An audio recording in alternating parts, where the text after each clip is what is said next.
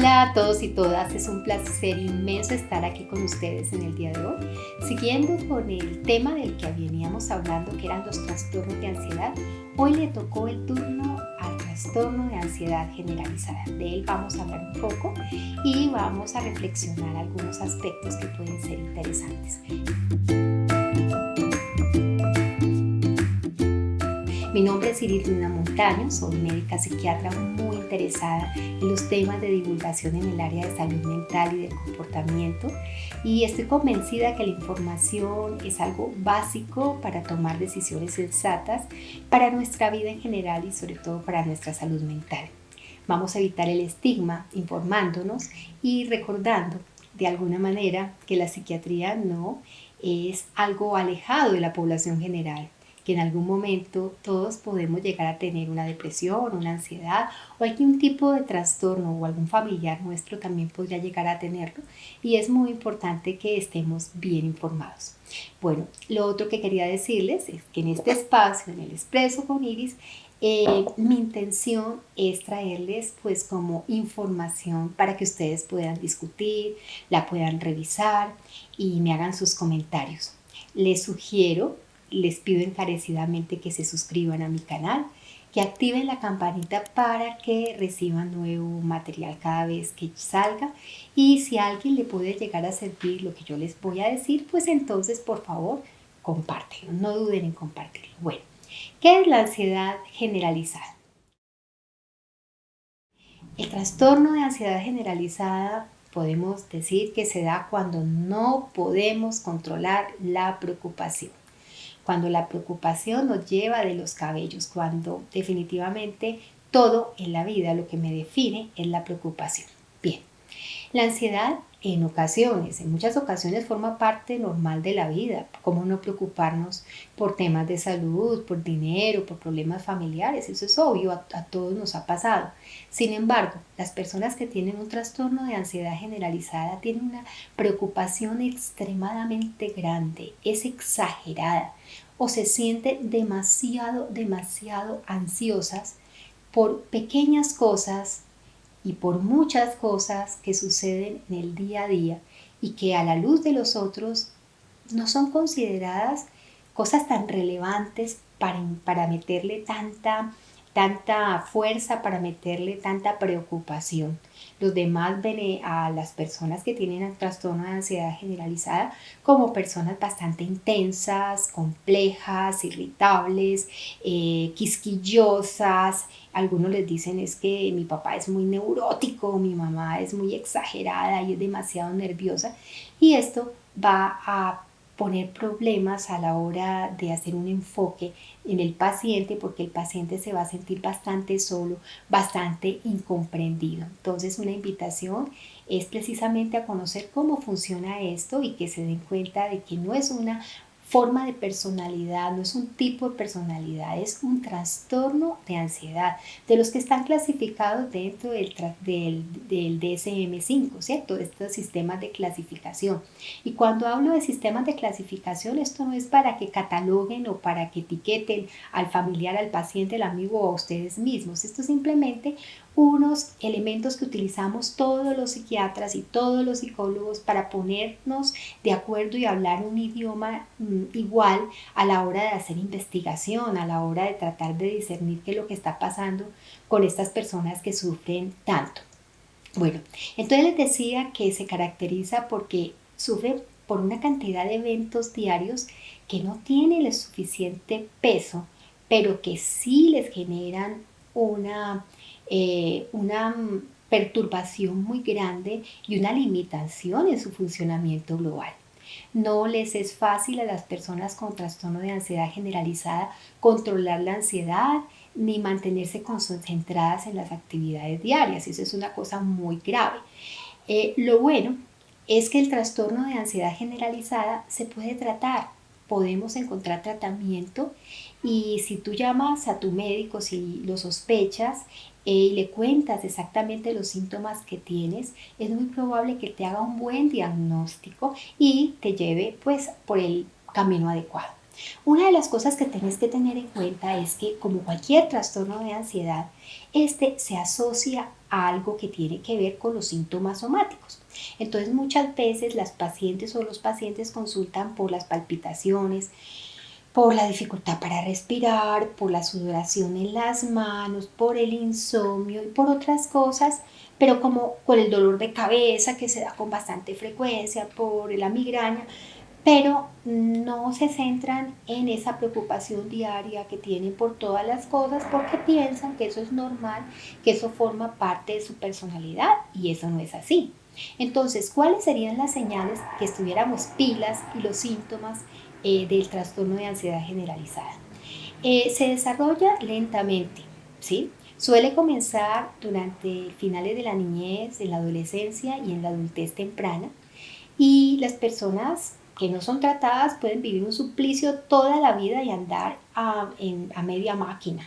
Y eso no está bien. Y además pueden llegar a presentar otro tipo de trastornos como consumo de sustancias psicoactivas, consumo de alcohol, tratando de sentirse mejor, y podrían de alguna manera tener dificultades a nivel intrafamiliar o a nivel interpersonal porque están demasiado involucrados en los problemas, son tan aprensivos que transmiten esa aprensión a las personas que están a su alrededor y muchas veces los evitan porque consideran que, uy, este es un ave de mal agüero, este siempre está pensando lo peor, esto todo se le hace un mundo. Entonces, ojo, esto tiene un diagnóstico. Entonces, ¿por qué se caracteriza?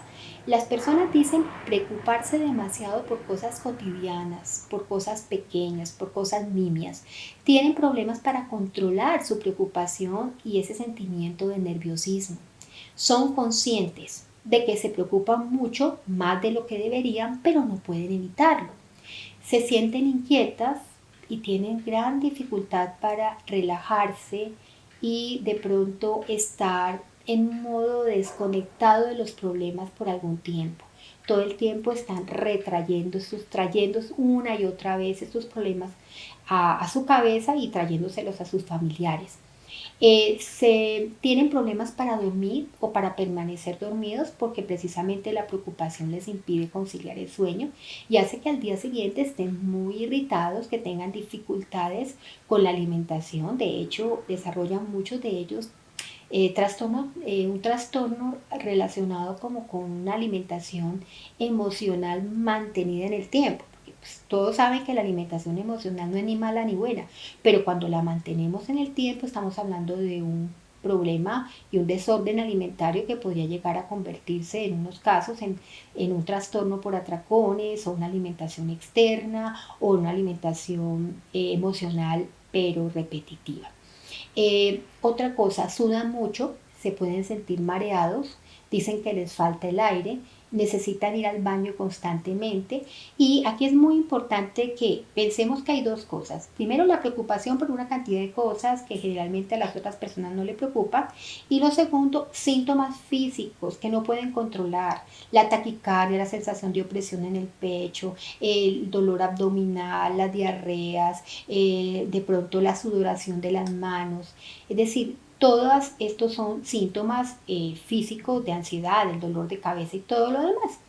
En niños y adolescentes con este trastorno de ansiedad generalizada, a menudo se preocupan excesivamente sobre su rendimiento en la escuela, en los deportes, en su vida diaria y también se preocupan mucho porque piensan que puede llegar a presentarse una catástrofe, un terremoto, unas guerras, sin que haya ninguna señal de que esto ocurra. O sea, ven algún programa y ya se quedan como pensando en este tipo de cosas y evitan de alguna manera, pues de alguna manera no logran salir de este pensamiento. Muy bien.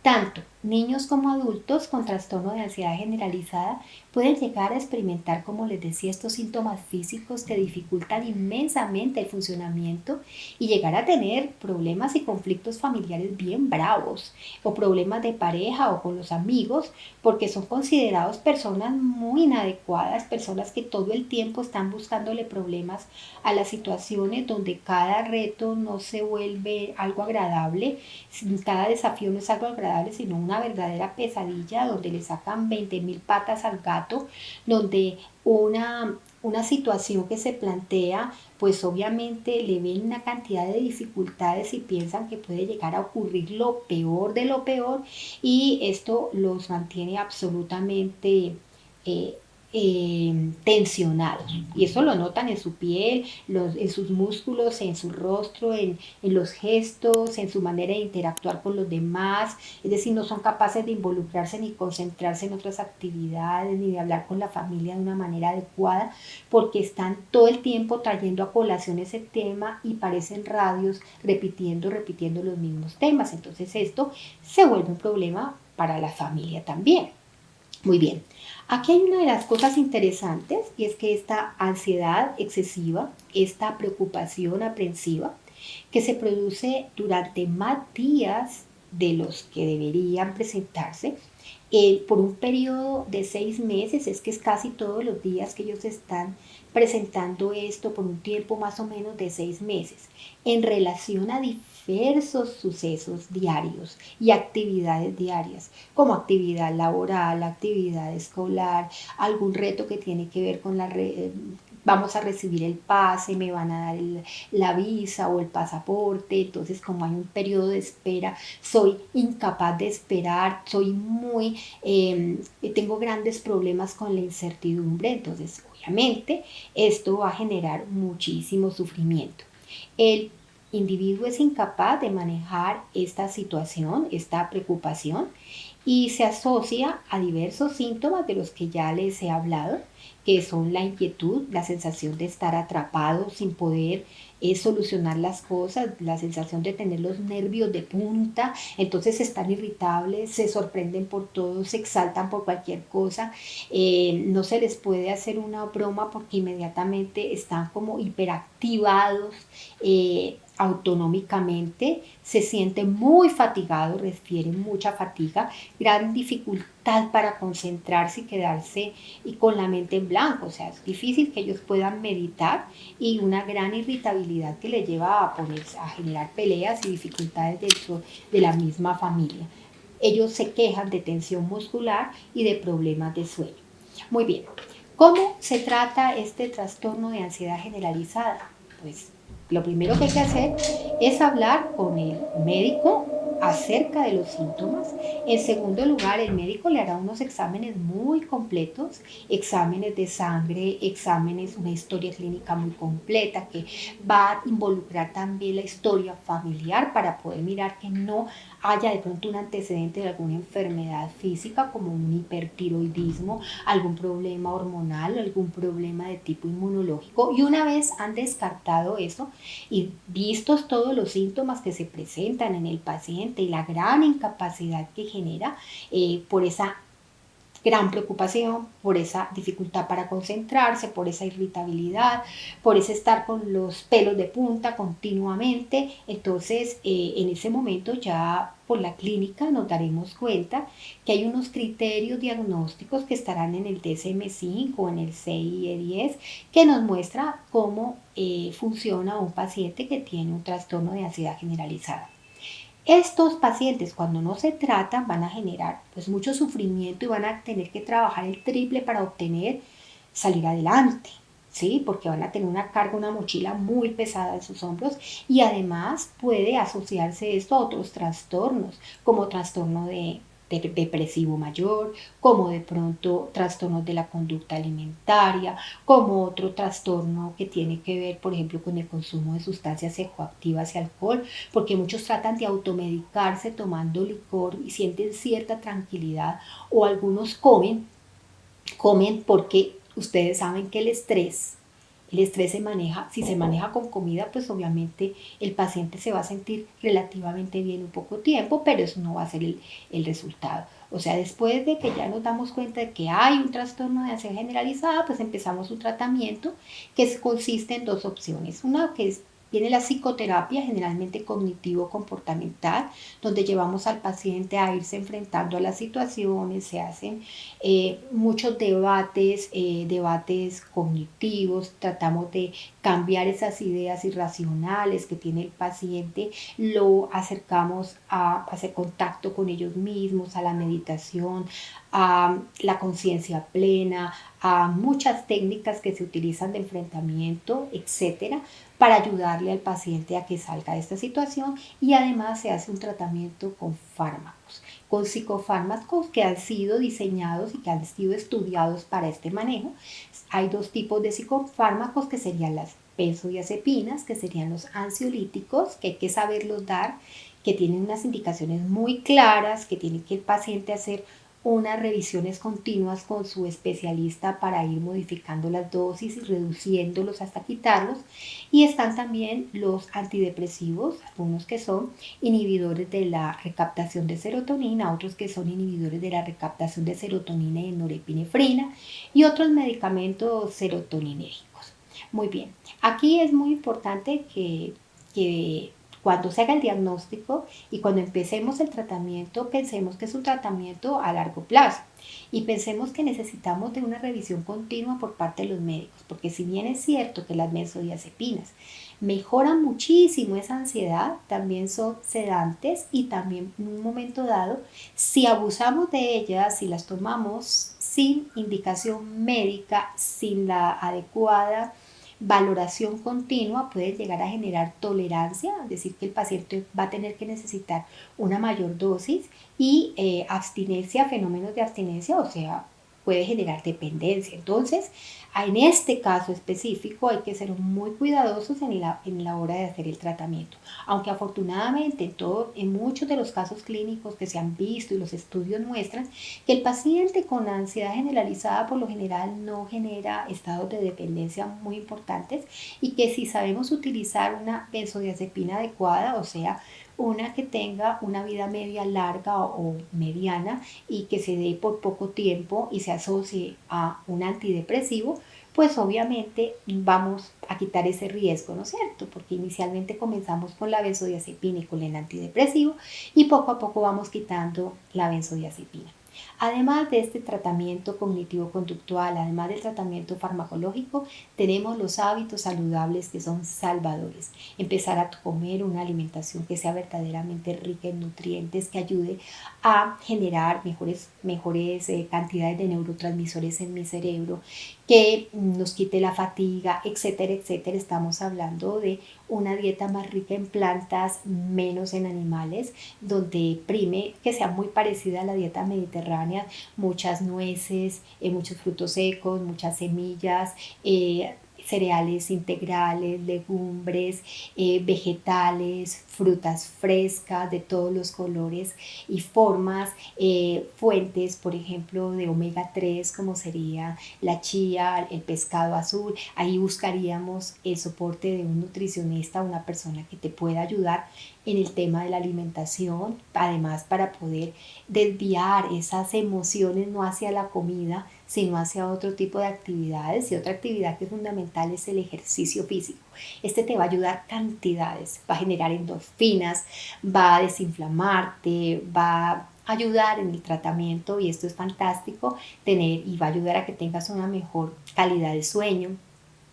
Además, el hecho de que tengas gente con la que puedas compartir, hablar de otros temas, va a ser de bastante utilidad, y poco a poco, según el tratamiento, vas a irte acercando a técnicas como la relajación, como la meditación, como el enfrentamiento de las diferentes cosas, como esta terapia que va a permitirte que cambies esas cogniciones negativas, esa terribilitis, esa catastrofización que tiene este paciente, y va a poder tener pensamientos mucho más racionales. Entonces, fíjense que hay tratamiento y hay que pensar en esto. Bueno, ¿qué se siente al tener un trastorno de ansiedad generalizada? Una paciente me permite leer una viñeta y se las voy a leer como para terminar, ¿no? Estaba tan preocupada todo el tiempo, me sentía tan agobiada, tan nerviosa. Un pequeño problema se me volvía un mundo. Mi familia me dijo que yo era imposible, que no había razón para preocuparme tanto, que los estaba enloqueciendo. Pero aún así, yo me sentía cada día más angustiada. Y lo peor es que cada pequeña cosa se me hacía gigante. Me ahogaba en una gota de agua. Me daba temor ir a la universidad porque no lograba concentrarme y temía terriblemente perder el semestre. Por las noches no podía conciliar el sueño. Estaba muy molesto mi compañero conmigo porque yo todo el tiempo le hablaba de los mismos temas y él me decía que era monotemática y que no tenía solución. Decidí, debido a estos problemas con la universidad y con mi familia, acudir a la doctora y le conté que todo me preocupaba, que todos los días estaba preocupada por muchos temas y que esto no cabía en mi cabeza. Me envió a consultar con alguien que sabía sobre el trastorno de ansiedad generalizada, porque yo inicialmente le dije que pensaba que quizá tenía un cáncer en la cabeza, porque me daban muchos dolores de cabeza, porque me daban muchos mareos, mucha sudoración, y quizá eso era porque me estaba enfermando. Ahora me di cuenta que esos síntomas físicos estaban asociados a la ansiedad. Estoy trabajando con un psiquiatra para enfrentar mejor mi ansiedad. He tenido que trabajar muy duro, pero ya me siento mucho mejor, más confiada, más tranquila y me siento alegre de haber hecho esta primera visita donde la doctora. Entonces aquí, para cerrarles el tema, quiero decirles que muchas veces esto no es bien diagnosticado porque cuando llegamos al médico pensamos buscar cosas que sean evidentes y físicas. Por ejemplo, hablamos mucho tiempo de nuestro dolor de cabeza o de las palpitaciones o de la sudoración, pero no asociamos esto a los pensamientos que se nos repiten una y otra vez y que nos impiden estar en paz y en tranquilidad. Recuerden que el trastorno de ansiedad generalizada nos puede generar irritabilidad, que nos puede llevar a peleas y dificultades intrafamiliares, nos puede volver personas bastante complejas donde es difícil que se comuniquen con nosotros. En tercer lugar, no vamos a concentrarnos adecuadamente, o sea, que no vamos a dar de nosotros lo mejor que podemos dar. Estaremos todo el tiempo aprensivos, como pensando que algo terrible va a llegar a ocurrirnos y vamos a sentir que la vida es un verdadero agobio. Y eso no es justo. Esto se puede tratar, esto tiene tratamiento. Bueno, un abrazo grande, es un placer haber estado con ustedes y deseo con el alma que este material les sea de utilidad. Hasta pronto.